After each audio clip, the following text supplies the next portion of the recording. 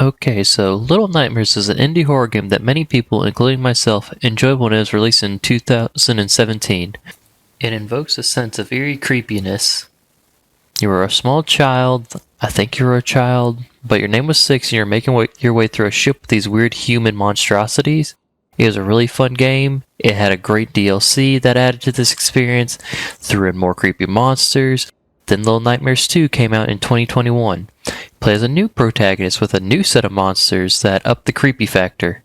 It's also fun and enjoyable, and it generally creeped me out sometimes because there's these like damn mannequins that just scared the shit out of me. But they'd chase you if you didn't have the light on them, and that just creeps me out a lot. Then 2025 happened.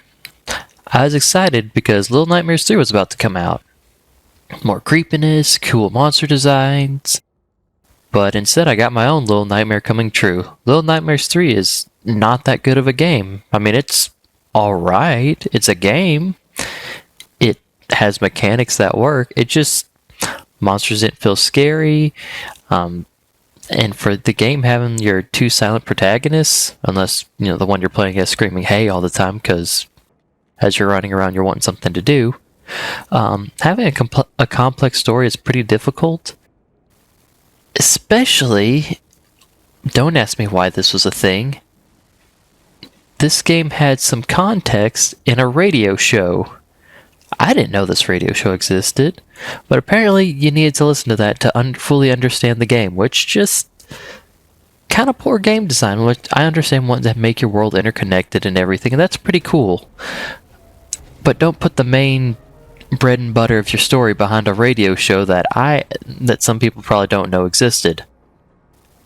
Me especially. I think that those add-on things should be to build onto the world, not be the foundation for your game. But in the game, you follow two characters that go through mirrors to try and find a safe place. Traveling through mirrors allows the game to have a wide variety of environments, which is cool. But it makes the different monsters feel very disjointed and not connected to each other at all. It's one of the things that made the first and second Little Nightmares game feel like it was one living world. You didn't really go through mirrors or anything, like in Little Nightmares 1, you're just traveling from place to place, just finding the new monsters on the way.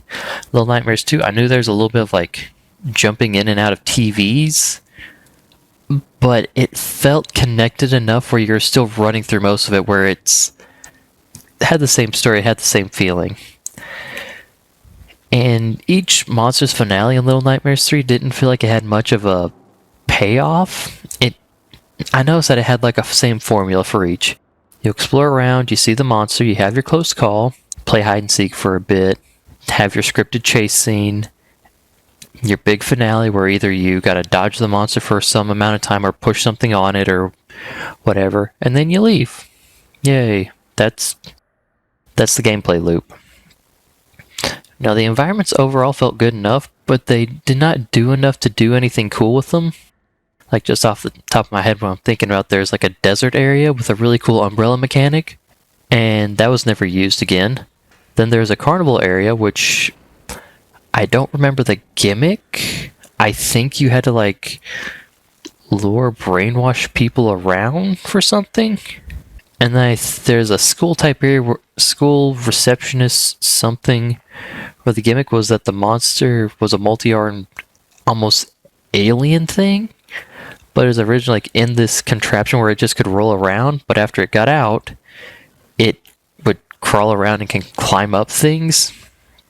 I think it might have also been like the pet of something. I don't fully get it.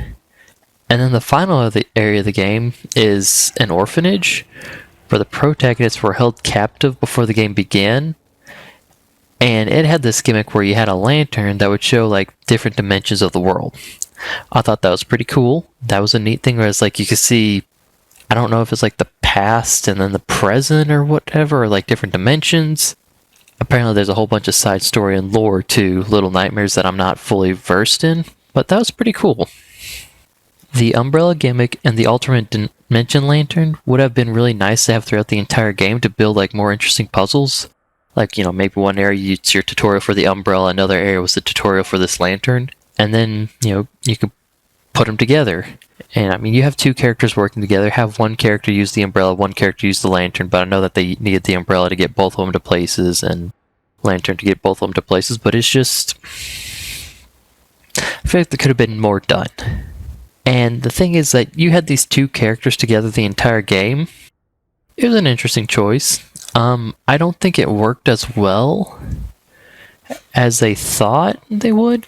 Because even though you're together the full game, you don't really feel like there's much of a connection built between you as the player and then the characters. Like, for example, Little Nightmares 2, they had two characters, and that having the two characters felt more meaningful because we already had a whole game with the partner character, which was 6. But in this one, you're just kind of thrown in there. There's two new people. You go around, you do your thing, and at the end of the game, turns out that one of the characters was like a figment of the other's imagination or something, was manifest in this world. But there wasn't many moments that made me actually care. Like, there's like one time where you go through a mirror and it's like the other character, you think they died a little bit, kinda, but then they didn't. Which, cool, I guess? I don't know, it didn't hit as hard as the game wanted it to hit. But now I'm going to talk a little bit about the difference between horror and terror, which might sound like the same thing, but there's a distinct difference. The way that a scary game works is there's the build-up and the payoff. The build-up, the anticipation, that's terror. Terror is essentially your mind starts wandering. You hear the sounds. What's that? Is that the wind? Or was it the creature? Did something just open? Did something fall? What knocked it over? Are those footsteps you're hearing? Terror is that sense of suspense that gets built up. And then the reaction after is the horror. It's when you see the monster, you see the dead body. Like, it's that gross... like when you actually see the gross thing, that's horror. And that payoff is the actual horror. The actual horror, which is the thing, like I said, it is the gross thing, it is the monster, it is the whatever. It releases the tension in your body. But Little Nightmares 3 had horrific elements, but it didn't feel like anything that built up. Like, it did have the gross things, it had the scary monsters, but didn't really feel like there's much time to build up that terror. I will say there is one part that I did feel pretty creeped out about. I felt nervous because I think it was a side area and it was just a room full of shoes, and you had to wade through like waist deep shoes or something like that, and the whole time you're thinking that something's about to get you. Something's gonna get you. You go in there, you get the thing, you leave, there's nothing there. There was no horrific payoff, there's no release to tension, so it just felt like a disappointment. But then in that area, you were kind of alone because whenever you go into a side area, the second character will wait outside. But that also doesn't really help with building up terror, is that you're never alone enough. The AI companion works pretty well. You know, they help guide you where to go. And I was hoping there would be points in the game where you'd split up. That way you can kind of realize, wait a minute, I'm a bit useless without the partner character. There's this, there's that. Help build up some terror. That way whenever you get reconnected, you feel, oh, thank God, they're back. I'm glad that they're back. But it never came. You're not given enough time to fumble around and just let the ambience take you in, and that was disappointing. Like the previous games, the biggest thing that scared me was you didn't know what was happening. You would get glimpses of the scary thing. Heck, like I said, the mannequins from Little Nightmares 2, scariest thing in the whole game series to me, because you see them, you know they're a threat, but that sense of tension is like you look away and you have to do something else while not looking at them and they will come after you. That was scary. Like, I wish there was more stuff like that.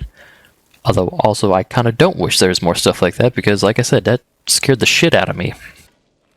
With all that being said, I'll just confidently say that Little Nightmares 3 is my biggest disappointment in gaming in 2025. Usually with most games I like to try and get every achievement in a game, and I don't want to attempt a second playthrough to get all the achievements. Unless, like, maybe if one of my friends wanted to play it, like either Biggs, Evan, or Thomas.